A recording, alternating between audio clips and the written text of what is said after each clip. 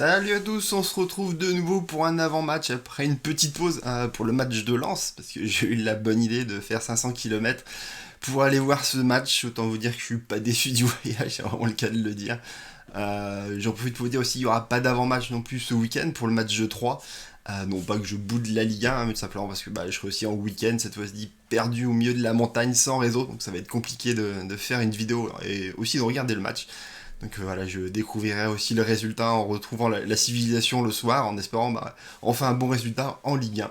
Voilà, trêve de parenthèse, là on est là pour parler de Coupe d'Europe, parler d'un grand match très important, c'est le jour J, celui qu'on attendait depuis un bon moment, celui qui nous permettra de savoir où est-ce qu'on va aller cette saison, quelle compétition européenne on va jouer, est-ce que du coup on va jouer la cour des grands et retrouver la phase de poule de la Ligue des Champions, ou est-ce qu'on va devoir faire nos armes, une saison en Europa League et tenter de faire un petit parcours, si le début de la saison pour l'instant ne donne pas énormément de confiance. Le match aller du coup se solde sur un 0-1 un peu triste au vu du match, parce qu'on a largement les occasions pour pouvoir au moins égaliser et se donner un peu plus d'espoir sur ce match retour. Malheureusement, le gardien adverse fait de très très bons arrêts.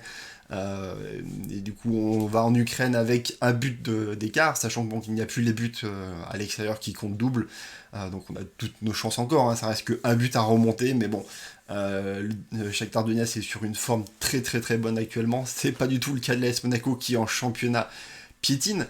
Mais il y a quand même des lueurs d'espoir parce qu'en championnat on fait énormément tourner et que le jeu proposé quand même en Ligue des Champions est quand même très différent. Parce qu'on regarde les matchs contre Prague, certes adversaire beaucoup plus faible, mais aussi le match aller contre Prague, c'est quand même autre chose que ce qu'on a pu voir sur les matchs de Ligue 1. Voilà, et ben on est parti, on va pouvoir parler de ce match.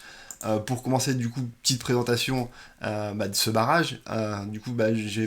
J'ai préparé cette émission hier, et du coup, c'est vrai que ce matin, je me suis aperçu que du coup, qu'il n'y a pas les résultats des matchs d'hier soir. Ça aurait pu être sympa de les mettre et de voir du coup quelles sont les équipes qui sont déjà un peu qualifiées. À savoir, du coup, Benfica est allé faire 0-0 au PSV, donc du coup, se sont qualifiés. Adversaire que je trouvais plus compliqué.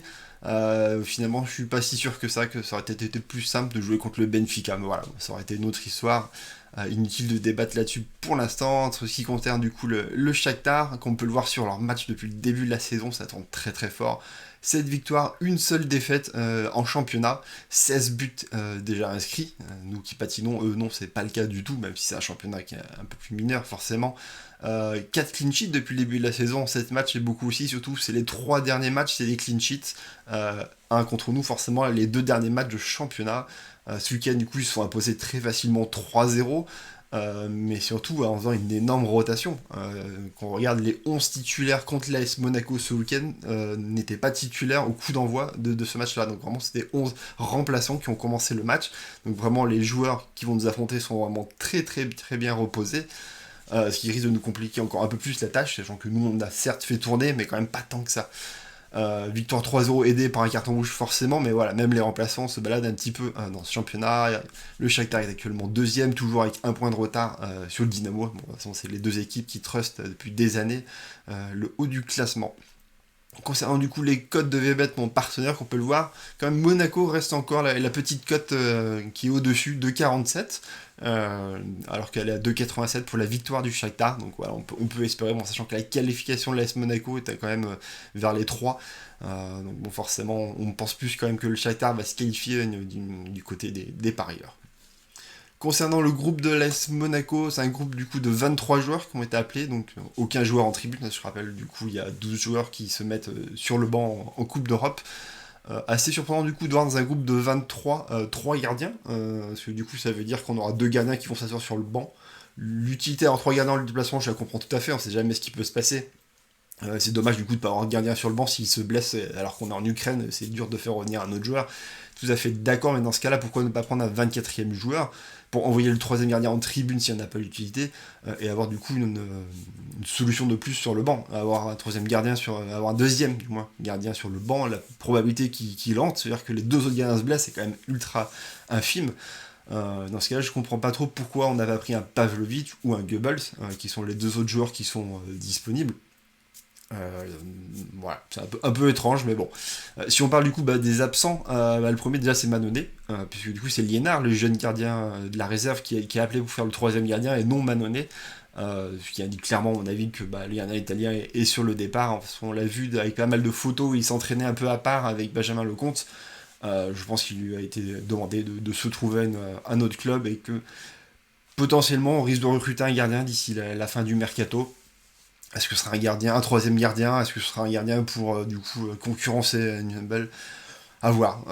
Il reste encore une semaine de mercato, on verra. Ça se trouve, ce sera comme Liénard qui fera l'office du troisième gardien, mais du coup, ça va lui couper un peu son évolution en ne jouant pas avec la réserve. Voilà. On verra bien. Autre joueur absent aussi, Pavlovic, du coup titulaire contre Lens, qui fait plutôt un bon match dans l'ensemble du match, mais des erreurs qui nous ont coûté très très cher à des moments. Du coup, il est sanctionné, clairement, au profil de Matsima, qui lui revient dans le groupe, alors qu'il avait été absent des 3 derniers matchs.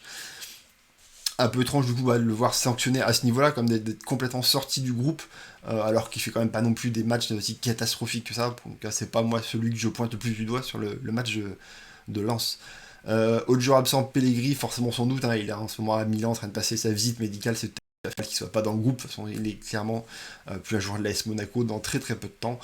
Et l'autre absent du coup, qui est pourtant qualifiable en Ligue des Champions, c'est Goebbels, qui lui n'a pas été appelé du coup au profit plutôt de Isidore. Les autres joueurs sont des joueurs du coup qui ne sont pas convocables, puisqu'ils du coup ne sont pas inscrits, que ce soit Musaba, que ce soit Félix ou Marcelin, même si Marcelin est blessé. Et bien sûr, l'absent suite à sa blessure contre Lens, c'est Diatta du coup qui a reçu un coup sur la cheville. Aucune communication sur le club dessus, de rares infos que j'ai pu avoir de ci de là. Après, ce serait un mois d'indisponibilité. D'autres disent que du coup c'est moins grave que prévu, qu'il pourrait revenir assez rapidement et qu'il pouvait potentiellement même à les rigueurs être présent pour ce match-là. Donc voilà, on n'en sait pas plus. On verra bien du coup ce week-end si il est présent ou pas à 3. Concernant le groupe de l'adversaire, là c'est un groupe de 24 joueurs qui a été sélectionné avec un joueur en tribune. Parmi les absents, forcément la plus importante c'est le Trubin, le jeune gardien qui nous a fait un match extraordinaire au match aller, qui nous a sorti beaucoup d'actions et fait du mal. S'est blessé du coup la semaine dernière à l'entraînement de mémoire, n'a pas joué le match de ce week-end et sera absent en tout cas sur celui-ci. Et du coup c'est Piatov, l'ancien gardien du coup du Dynamo qui était titulaire quand même la saison dernière, qui sera titulaire sur ce match-ci. Il a été titulaire sur le match de ce week-end. 37 ans, mais voilà, attention, ça reste quand même un gardien qui a 467 matchs avec le Shakhtar, qui connaît très très bien. C'est le gardien international de l'Ukraine, même si maintenant il est plus que remplaçant, mais c'est 96 sélections quand même. Donc voilà, faut pas non plus le prendre pour le vieux papy, le Manonnet du Shakhtar. Donc plus, ça reste un très très bon gardien, même si sera sûrement moins de bons réflexes que a pu l'avoir le gardien Truben. Voilà. Concernant les autres absences, on retrouve les deux absents du match aller, Bondar et Junior Morales, qui étaient absents, donc qui n'ont pas repris encore sur cette saison-ci. Et une absence en pointillé, c'est Soudakov, qui pour l'équipe est présent dans le groupe, mais Nice Matin l'annonce comme blessé. Donc du coup, je fais confiance à l'équipe, à Nice Matin en tout cas, parce que s'il l'annonce blessé, c'est qu'ils ont peut-être dû avoir des informations là-dessus. En tout cas, il a joué ce week-end, il a même marqué un but, il est sorti à la 70e minute. Alors que c'est une sortie sur blessure, j'ai pas trouvé l'information. Donc voilà, je l'ai noté quand même comme blessé sur les joueurs qui sont convoqués. Concernant du coup les joueurs qui marchent bien depuis le début de la saison, ça reste toujours l'attaquant Lassina Traoré, pas le Monégasque, l'ancien Monégasque forcément. 4 buts cette saison, même si le match aller il a quand même été très très bien muselé, je trouve, par Maripane. On l'a très très peu vu, en tout cas c'est pas lui qui nous a fait le plus mal sur ce match-là. Il en reste qui fait comme un très très bon début de saison pour un joueur qui vient juste d'arriver, parce qu'il a signé cet été depuis l'Ajax. Derrière, on retrouve Alan Patrick avec 2 buts. Et côté passeur, c'est Ismaili avec 2 passes décisives qui est en haut du classement. Concernant les statistiques entre les deux équipes, là je suis retourné à mon vieux tableur pour vous proposer du coup des statistiques un peu plus précises. J'ai récupéré tous les matchs de Monaco, tous les matchs du Shakhtar et j'ai fait les moyennes pour avoir quelque chose d'un peu plus précis, parce que c'est chiant sur les sites, on trouve que des statistiques de championnat, et encore pour l'Ukraine, quasiment pas, ou que de Ligue des Champions, donc c'est un peu dommage je trouve de ne pas avoir, sur le peu de matchs qu'ont joué les clubs, avoir des statistiques un peu plus précises.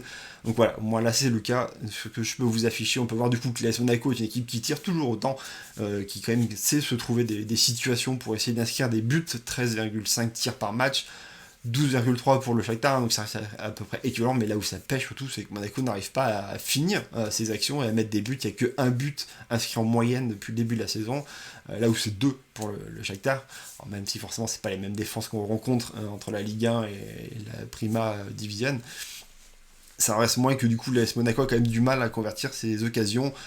Là où par contre ça choque, c'est le nombre de tirs subis. L'AS Monaco était très bon l'année dernière, continue à l'être aussi cette saison. Elle laisse vraiment très très très peu d'espace à son adversaire, très peu d'occasions. Vous voyez, 4,8 tirs par match pour l'adversaire, c'est quand même très très faible. Et pourtant on arrive quand même à se prendre un but par match, donc un tir sur 4 fini au fond des filets, quand même assez rageant, sur 5 plutôt, comme on va dire.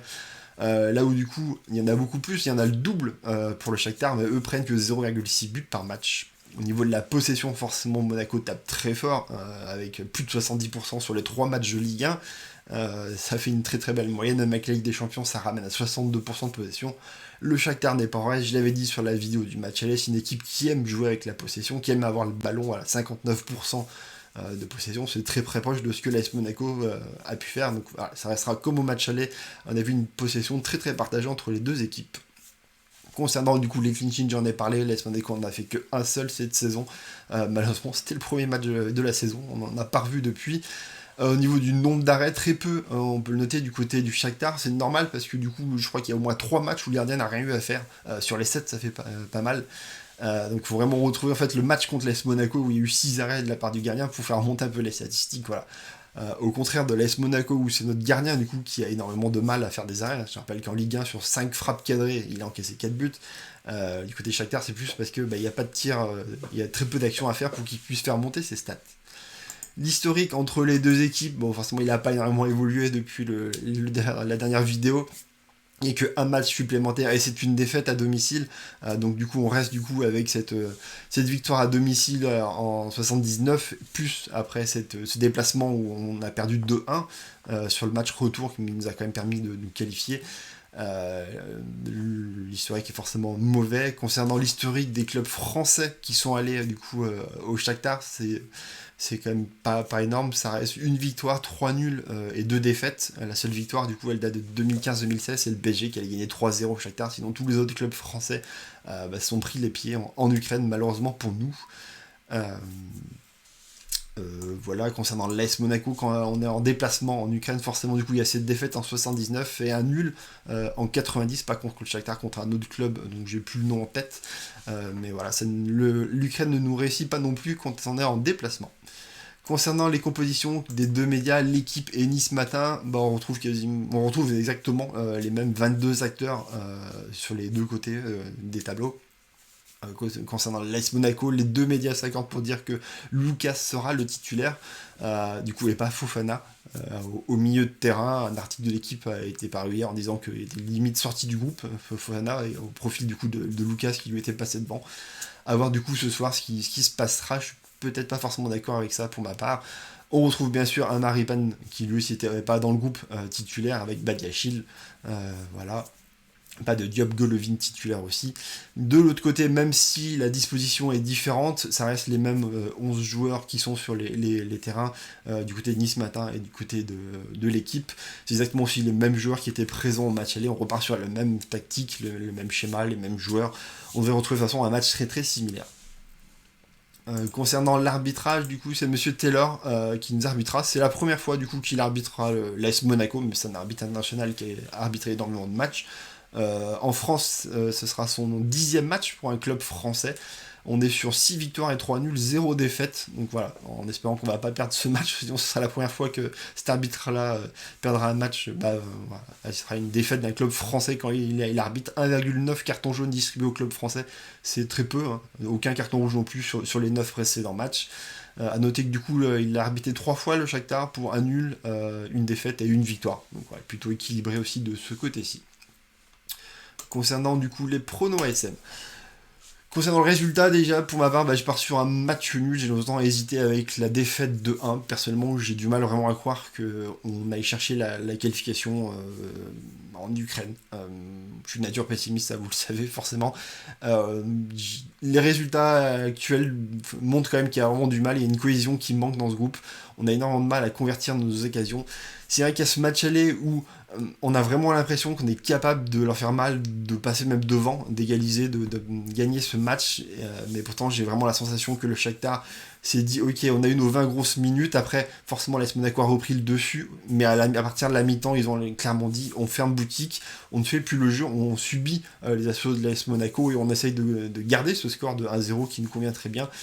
Et je pense qu'ils ont refusé le jeu à ce moment-là, en nous laissant le ballon et nous laissant croire du coup qu'on pouvait avoir le dessus sur eux. Je pense clairement que sur ce match retour, ce sera pas la même chose forcément.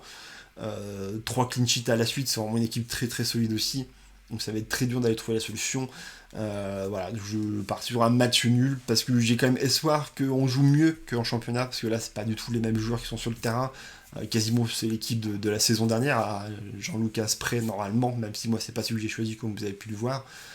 Donc j'espère que on va quand même essayer de faire illusion, d'aller essayer de tenter, d'aller chercher cette qualification, et que ça se joue quand même un peu de choses. J'espère en tout cas qu'on va aller la chercher, même si j'y crois malheureusement pas énormément. Concernant les hommes sur le terrain, même si Noble nous fait un match catastrophique contre Lens, je pense pas qu'il soit changé, qu'on retrouve le gagnant du match aller, Madjeki qui était titulaire. Je pense quand même que les gardiens allemands continuent à avoir la confiance, et donc là c'est très très mauvais signe de le faire sortir à ce moment-là du terrain, de le mettre sur le banc. Ça verrait quand même un très mauvais signal. Et c'est très compliqué mentalement pour lui de revenir après. Je pense qu'il faut continuer malgré qu'il ait fait des bourdes. À un moment donné, il va quand même bien arriver à se remettre la tête à l'endroit. Ça reste quand même un très bon gardien sur les années précédentes. Pas de raison qu'il tourne complètement à l'envers toute la saison. Défense centrale, pour moi, on retrouvera Maripan Badiachil. Sidibé aussi doit être titulaire, surtout après son match aller qui est très très bon. Il a été mis au repos sur ce week-end en rentrant seulement sur la fin de match. Donc voilà, en toute logique, il devrait être titulaire. On retrouve Enrique et Gelson sur les côtés, parce que pour moi, c'est les meilleures solutions. Au milieu de terrain, donc personnellement, je pars sur la paire Tchouaméni-Fofana, même si les médias ne disent absolument pas ça, si on nous laisse croire que Lucas est passé devant. Et c'est vrai que sur le match aller, on voit Lucas qui fait quand même largement meilleur mi-temps que Fofana. Pour moi, si Fofana ne joue pas en Ligue 1, c'est parce qu'il est mis au repos, qu'on ne souhaite pas trop forcer sur lui, parce que je rappelle, il a quand même une blessure pendant la préparation, et je pense qu'on ne veut pas non plus trop tirer sur ses muscles pour lui faire revenir cette blessure. Je pense qu'on lui met en priorité les matchs de Ligue des Champions, qui sont les matchs les plus importants, et c'est pour ça que pour l'instant, il a toujours été titulaire sur les matchs de Ligue des Champions. Donc voilà, je pense qu'on devrait retrouver normalement la meilleure paire pour moi, qui reste quand même Fofana, Chouameni. Ce sont même des joueurs, l'ont quand même plus ou moins dit que certes Chouameni brille énormément, mais c'est aussi grâce à un Fofana qui est plus dans l'ombre et qui en a besoin. Donc voilà, je fais le pari en tout cas de mettre Fofana titulaire au déprimant de Lucas. Devant, pas de surprise pour moi, on doit retrouver la paire Ben Yedder-Voland. Même si Ben Yedder a rejoué en Ligue 1, je pense pas qu'il soit mis de côté pour un Boadou titulaire. Ça reste quand même notre capitaine. Si on commence à mettre sur le banc notre capitaine pour un match aussi important, c'est quand même assez regrettable. Et Golovin à la place de Diop me paraît aussi logique, sachant qu'en plus il ne jouera pas ce week-end, s'il sera suspendu, donc pas de logique de le mettre sur le banc pour qu'il ne joue pas en plus le week-end. L'homme du match très compliqué, j'ai hésité avec Chouameni, après je mise sur notre capitaine, il a l'expérience européenne, donc potentiellement c'est lui qui peut aller chercher le but aussi, donc voilà, j'ai choisi de prendre Ben Yedder. Concernant la possession, là, je pense que ça va pas se jouer à grand chose. Au match aller, ils ont la possession, mais à 52 ou 51% du côté du Shakhtar. Ce qui m'a fait pencher pour le oui, c'est la physionomie du match contre Genk. Le Shakhtar est allé gagner à Genk, et sur le match retour, ils ont laissé la possession quand même à Genk. Ils ne l'ont pas eu, c'est le seul match où ils n'ont pas la possession. Et je pense du coup que ça va se dérouler à peu près pareil sur ce match-là, qu'ils vont essayer de chercher à mettre un but assez rapidement pour se mettre à l'abri. Et d'ailleurs, comme au match aller, nous laisser jouer. Au match aller, ça ne s'est pas joué à grand-chose pour que nous, on ait plus de 50% la possession. Donc je pense que sur ce match retour, on devrait arriver à avoir la possession. Concernant les minutes des buts, là compliqué aussi, parce qu'on n'a pas marqué énormément de buts cette saison pour voir à peu près le profil, à quel moment on a des temps forts dans les matchs. On a ouvert les scores en tout cas à la 37e, à la 42e et à la 50e minute. Voilà, il n'y a que 3 matchs où on a ouvert le score. Donc théoriquement ça se situe plus vers 26 et la mi-temps, donc c'est cette zone-là que j'ai choisie. Est-ce que l'AS Monaco va se qualifier pour la question Vebet? Malheureusement, j'ai mis non, parce que j'ai du mal à croire qu'on arrive à se qualifier. En tout cas, les derniers matchs nous montrent qu'on a vraiment du mal sur ce début de saison. Et que malheureusement, on a un très bel adversaire en face de nous, qui complique la tâche. Donc je pense que malheureusement, ça va être très très compliqué. Après, c'est ma réponse pour la question Vebet. J'espère forcément qu'on se qualifie. pour continuer en Ligue des Champions, même si du coup ce sera très compliqué quand on voit les résultats qu'on fait en ce moment. Et même le match aller contre le Shakhtar, on n'est pas non plus souverain à domicile. Se dire que derrière on va aller en Ligue des Champions en étant chapeau limite 3, fond de 3 ou 4, et avoir vraiment des très très gros adversaires, ça va nous faire des matchs très très compliqués. Après, ça a l'avantage de ne pas non plus de faire des gros déplacements, alors que l'Europa League va nous faire forcément avoir des tirages avec des déplacements très longs le jeudi soir. C'est toujours un peu compliqué et c'est pas forcément profitable après pour le championnat, mais ce sera des adversaires certes plus à notre portée. Voilà en tout cas ce qui est de ma présentation pour ce match-là. Je vais pouvoir basculer du coup sur le chat, sur le live Twitch, pour discuter un peu avec vous pendant une petite demi-heure de tout, hein, de la Ligue 1, de la Ligue des Champions, du Mercato aussi, hein, parce qu'il se finit dans une semaine.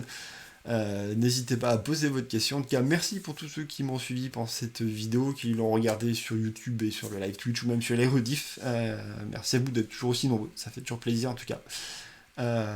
Et du coup, bah très très vite, pas au match 3, mais au match d'après, je sais même plus lequel c'est. Après la trêve internationale, forcément. Allez, ciao!